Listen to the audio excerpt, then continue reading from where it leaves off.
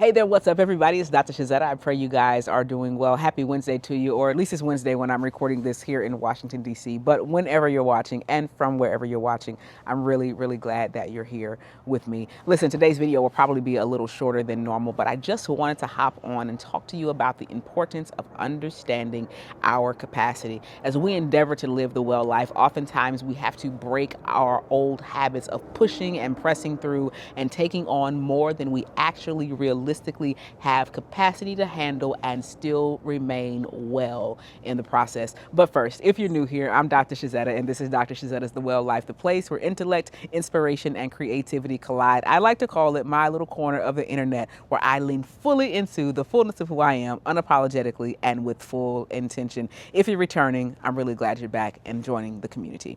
So listen, about capacity. Right? If you've been watching and paying attention, then you know that I am navigating through a season of grief after my father's transition. If you've been watching for any period of time, you know that I've spent some time kind of preparing for that transition, but also just endeavoring to live the well life in general, to be in a place where I not only do things well, but where I am well while I'm doing those things, and where when I encounter people, can't get the word out today, where when I encounter people who are a bit depleted, that I am so replenished in my own self that I can draw from my well of overflow to pour into them, right? But when we do that, when that is our posture, when that is our position, oftentimes we will ignore our actual capacity. And what I've realized and what I've learned, not only in this season of navigating grief and the transition of my father just a couple of weeks ago and in preparation for that, but also navigating grief in the previous year, is that my capacity is changing. And for a while, I carried a measure of guilt around that. I was frustrated because for as long as I can remember, I've been able to pour and pour and pour and pour without concern for my pitcher being empty. And even in the moments when my pitcher did feel as if it was empty, I knew that I still had a reserve that I could pull from, and so that I could press through on behalf of others. And that's just not the case anymore, right? My capacity has changed, but what I'm finding is that my capacity has changed not for the things that I'm called to, not for the things that I love doing or that are life-giving to me, not for the things that fill my cup, but my capacity has changed to balance or for balancing those things alongside the uninspired expectations of others. For those of us that give and those of us that serve because it is our love language, oftentimes we'll find ourselves backed into a corner because we never learned how to say no. And now when we try to say no, or when we think about saying no because it's what we need to remain well, we feel guilty and we carry a weight of condemnation. We carry a fear of disappointing others or of letting others down. But the changing of capacity, I want to encourage us today, the changing of capacity I had to sit with and realize for myself is not weakness. It's not even disloyalty. It is doing the best you can for yourself so that you can be at your best when you are at a place where you're responsible for being the one who's doing the pouring. I don't have the same energy that I used to have. And it's not that I mean that I am, that I'm weakened in my energy or that I am without energy. It means that my energy is not the same. It means that I value my energy more. It means that I see my energy as being precious more than I used to. I understand its value. I understand that it is rare. And so I have to be intentional about the places where I put it. So I no longer put my energy in trying to impress others. I no longer place my energy or use my energy to try and please others. I use my energy to do the things that God has called me to do the things that are life-giving, to do the things that will best position me to be the best version of myself for myself and then for others. So I'm being more intentional about where I show up, about how I show up, about what I do when I get there. I'm being more intentional about what gets my time and what gets my presence and what gets my attention. And if it is something that even if I'm skilled to do that somebody else can do, then my answer has become get somebody else to do it. I'm at the place now where even though I'm being mindful of my finances and being frugal and working towards some debt payoff goals, that I look and I value my time, and I decide if it is cheaper in time and energy for me to pay money for someone else to do something that I can do, but something that is not the best use of my time and energy, then I make the investment to do that because I place value on my time, my energy, and my capacity. And here's the thing, touched on it a little bit earlier, and then I'm going to get out of here, is that sometimes we carry guilt.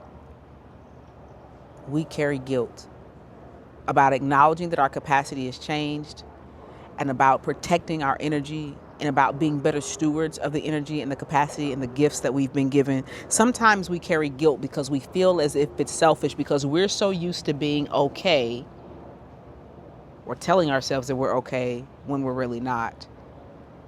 We're so used to allowing others to tell us that we're okay, that we have more capacity, that we have more energy, when we really aren't, and when we really don't. That acknowledging it and naming it and honoring our low energy or our lower capacity or our changing energy or our changing capacity sometimes will make us feel as if we're selfish. But I'm here to tell you today, to affirm for you today, protecting your energy is not selfish. Why? Because it's necessary, and something that is necessary can't be selfish. Because the reality is you can't pour from an empty place. The reality is that you are not avoiding others. You are not avoiding the use of your energy. You're not avoiding the use of your capacity, but you are working towards sustaining it. By God, you are working toward sustaining it. Because our capacity and our energy is not limitless, right? And the idea that it is not only foolish, but it is untrue. And so the question becomes, how do I situate myself? How do I discipline myself? How do I position myself so that my energy and my capacity and these gifts that God has graced me with, so that those things are sustained and sustainable? So I want you to think today, as you're navigating through the day, as you're reassessing the things that you've said yes to, as you're reassessing the things that you've placed your hands on, the things that you have put your hands to, I want you to begin to ask yourself, how is my energy being used or stewarded in this moment? Because energy, how you show up, where you show up, what you do when you get there, it matters, man. It matters. It matters. I can't say it enough. It matters. Today, I want you to protect your energy. Today, I want you to double down on protecting your energy. Maybe the work in this season isn't about doing more. Maybe it's about choosing better. Oh, man. Maybe this season is not about doing more, right? But it's about choosing better. What do I mean choosing better? Choosing better in terms of where you place your energy, choosing better in terms of what you hold within your capacity, making better choices for you for the moment, but also for the long term. Maybe the work in this season isn't about doing more. I'm gonna let that sit for you, but about doing better. Today, I want you to choose to be a good steward of your energy. Today, I want you to choose to be a good steward of your capacity. Today, I want you to choose to be a good steward of yourself, of your gifts, of your graces, and of the fullness of who you are. I hope this blesses you as much as it blessed me in my meditation time today. I look forward to talking to y'all real soon. Listen, if you want to be a part of the community, or if this resonates with you, I gotta say it.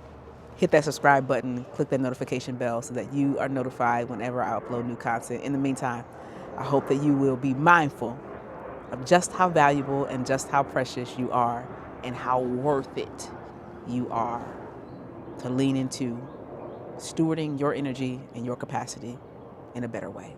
I love y'all. We'll talk real soon now.